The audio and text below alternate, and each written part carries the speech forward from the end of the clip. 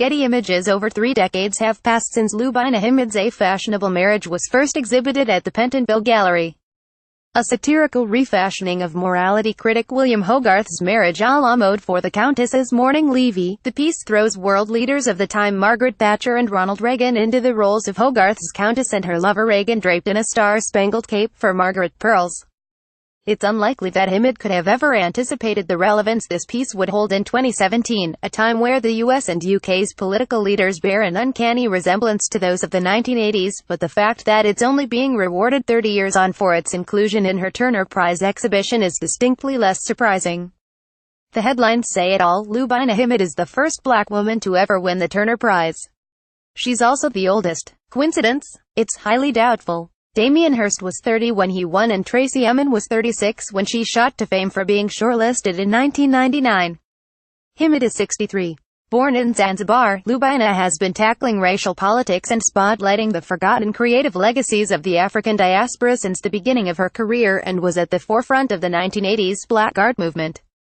While her caricaturized Thatcher-Reagan love affair may seem like a perfectly palatable commentary on its contemporary society, for critics of the time, the inclusion of augmented versions of Hogarth's original black slaves aimed their corruption with poise, as a means of highlighting how little had changed for black women since the 1700s, was perhaps too difficult to digest.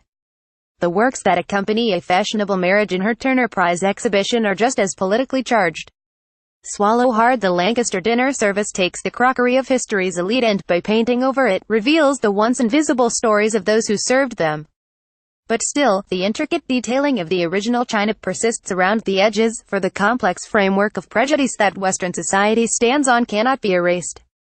Another piece, Negative Positives, takes aim at the media's positioning of black identity, using collaged pages from The Guardian to state her case.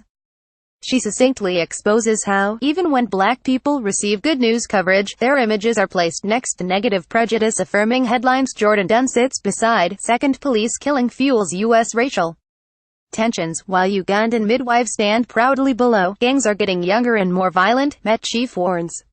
Laureate exchange by Lubaina Himid exhibited at the Farron's Art Gallery in Hull.